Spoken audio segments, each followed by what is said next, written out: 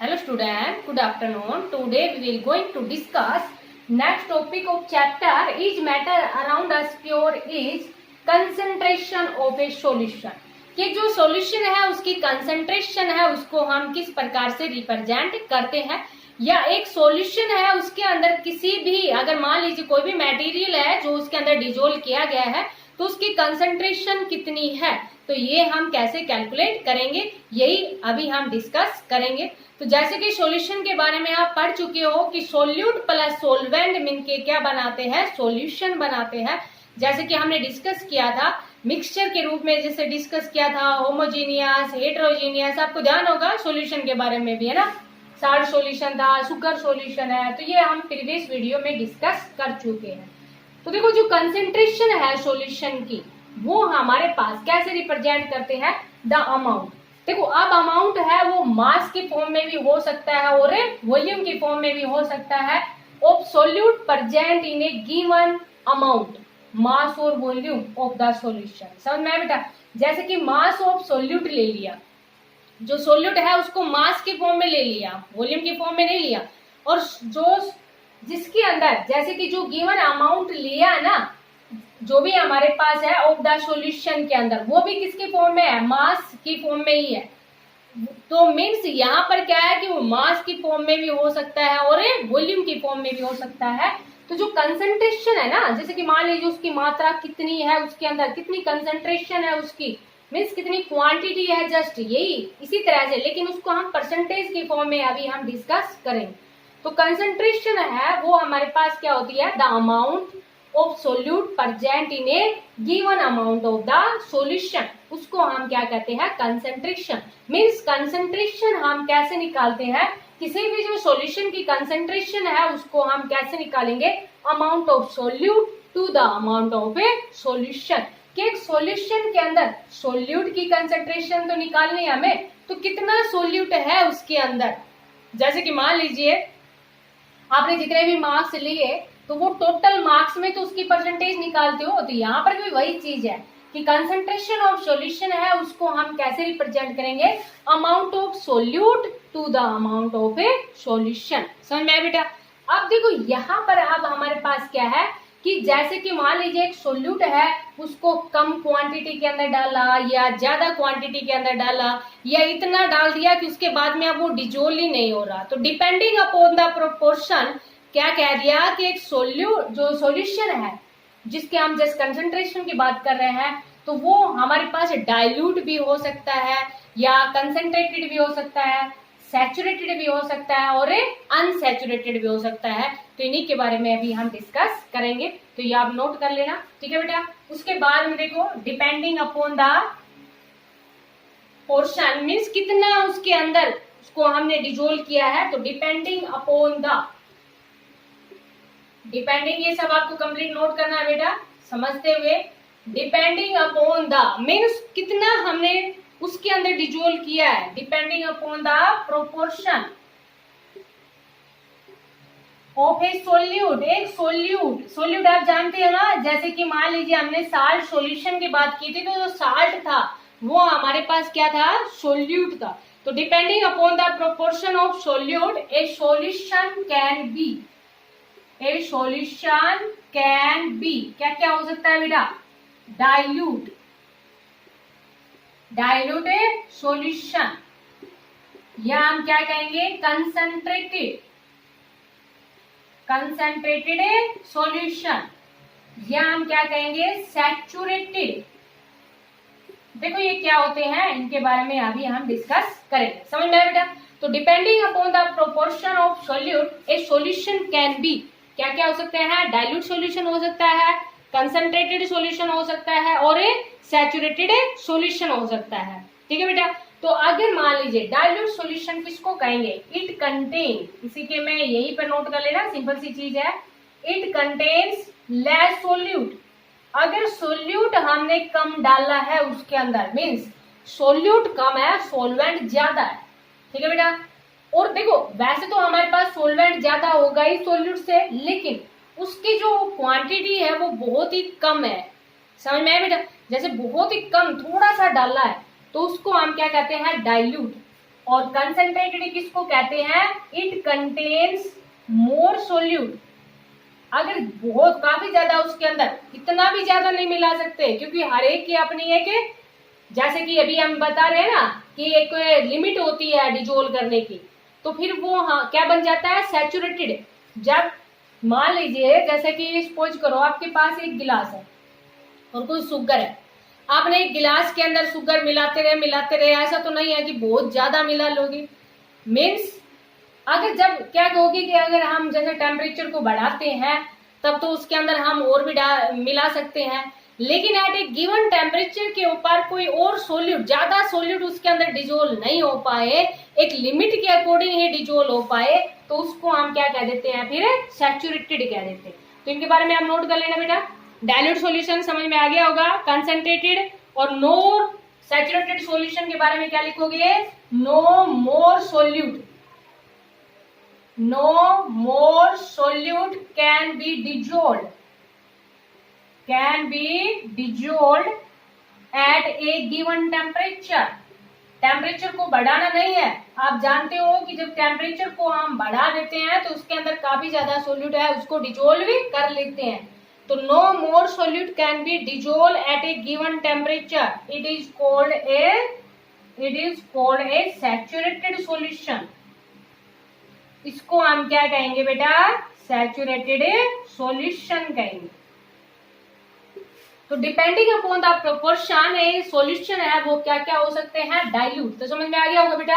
अब जब ये आगे बढ़ाएंगे हमारे पास डाइल्यूट क्या होता है, कंसंट्रेटेड क्या होता है, तो सैचुरेटेड क्या होता है, तो शायद आपको समझ में आ गया होगा। ठीक है बेटा। अब एक सॉल्यूशन होता है जिसको हम क्या कहते हैं? अनसैचुरेटेड। तो जैसे कि मान लीजिए सैचुरेटेड आपको समझ आ ही गया कि और ज्यादा सोल्यूट हम उसके अंदर डिजोल्व नहीं कर सकते। मीन्स ये नहीं है कि अगर एक गिलास वाटर है तो उसके अंदर एक गिलास शुगर को डिजोल्व कर दिया, नहीं। जैसे कि वो एक लिमिट होती है, हर एक जो भी कोई भी सोलवेंट होता है उसकी भी एक लिमिट होती है कि वो कितने सोल्यूट को डिजोल्व कर रहा है। समझ में बेटा। तो जब और सोल्यूट उसके अंदर डिजोल्व नहीं कर पाए तो उस सॉल्यूशन को ये कह देते हैं कि ये कैसा हो गया? सैचुरेटेड हो गया। अब ऐसे ही हमारे पास क्या होता है कि अनसैचुरेटेड सॉल्यूशन होते हैं। इनके बारे में हम आगे काफी ज्यादा जैसे ये वर्ड है वो आते रहेंगे, सैचुरेटेड और अनसैचुरेटेड। तो अनसैचुरेटेड सॉल्यूशन क्या होते हैं? कि the amount of solute contain in A solution, if the amount of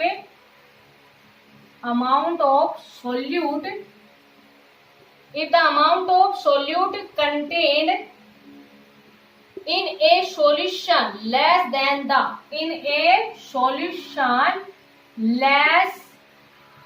than the saturation level, उसका saturation level नहीं आया था, is called unsaturated solution,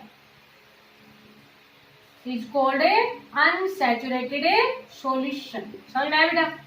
कि जैसे कि मान लीजिए हमारे पास जो शुगर थी या सॉल्ट ले लिया, कुछ भी ले लिया, तो उसको हमने डिजोल्व किया लेकिन सैचुरेशन लेवल नहीं आया था उसका, भी उसके अंदर और भी डिजोल्व कर सकते थे लेकिन हमने उसको डिजोल्व नहीं किया, तो सॉल्यूशन को हम क्या कहते हैं? Unsaturated solution. Means if the amount of solute contain in A solution less than A saturation level, अब उससे कम ही रह गया, सोल्यूट बहुत ही कम डिजोल्व किया, तो ऐसे सॉल्यूशन को क्या कह देंगे? हमें अनसैचुरेटेड कह देंगे। ठीक है बेटा। अब एक हमारे पास आ जाता है सोल्यूबिलिटी, ये भी काफी ज्यादा यूज होता है ये वर्ड भी, ये टर्म भी है हमारे पास सोल्यूबिलिटी। तो इसके बारे में नोट करो बेटा, सोल्यूबिलिटी क्या होता है। ठीक है। तो देखो सोल्यूबिलिटी क्या होता है हमारे पास कि जैसे कि अमाउंट ऑफ सोल्यूट है ना जो प्रेजेंट है सॉल्यूशन के अंदर, जैसे कि एक सॉल्यूशन बनाया उसके अंदर सोल्यूट को डिजोल्व किया था और वो जिस टेम्परेचर के ऊपर, अब टेम्परेचर को नहीं बढ़ाया तो उसको हम क्या कह देते हैं? उसकी सोल्यूबिलिटी कह देते हैं कि उस सोलवेंट की इतनी सोल्यूबिलिटी थी कि उसने सोल्यूट को डिजोल्व कर लिया एट ए गिवन टेम्परेचर के ऊपर। ठीक है। और सॉल्यूशन बना दिया सोलवेंट ने। जैसे कि सोलवेंट समझ चुके हो गया आप कि जैसे कि मान लीजिए साल्ट सॉल्यूशन बनाया तो साल्ट को वाटर के अंदर डिजोल्व किया, तो वाटर क्या था? सोलवेंट, और साल्ट हमारे पास क्या था? सोल्यूट। समझ में बेटा। तो सोल्यूबिलिटी क्या होती है कि the amount of solute the amount of a solute, इनको नोट करना है बेटा आपको सभी को, amount of solute present in the saturation level, in the saturated, या amount of solute present in the saturated solution at this temperature, at this temperature is called its solubility,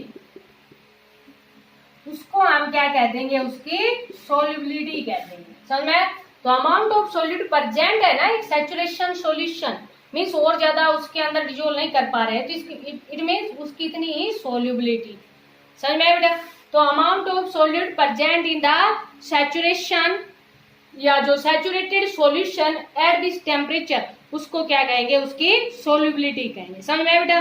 अब हमारे पास जैसे कि कोई भी जो सॉल्यूशन है उसकी कंसंट्रेशन निकालने के लिए काफी मेथड है, जैसे कि अभी हमने देखा था कि जो अमाउंट है वो मास में भी हो सकता है, वॉल्यूम में भी हो सकता है। तो कंसंट्रेशन ऑफ सॉल्यूशन निकालने के लिए वेरियस मेथड है।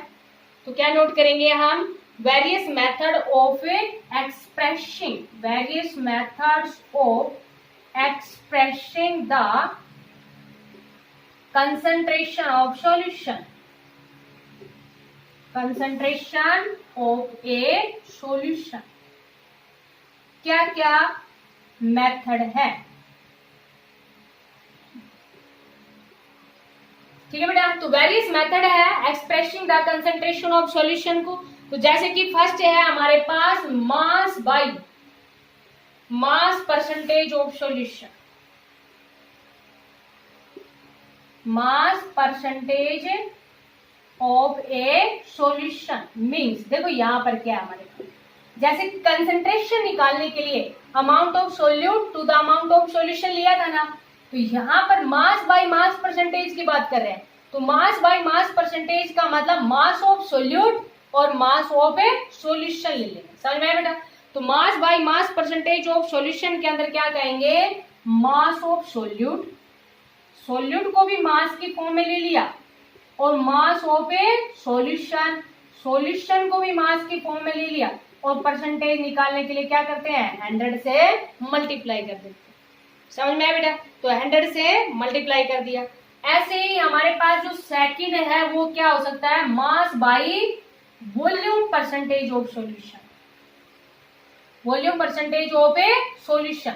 तो क्या करेंगे, मास ऑफ सोल्यूट, और यहां पर क्या ले लेंगे कि जो सॉल्यूशन था ना वो तो किस में था, वॉल्यूम में था। जैसे कि मान लीजिए आपसे कह दिया जाए कि भाई 5 ml है वाटर, और जैसे कि शुगर है वो आपने ले लिया 2 ग्राम, तो 2 ग्राम में मास तो सोल्यूट तो मास में ले लिया, और जो सॉल्यूशन है वो किस में ले लिए, वॉल्यूम में।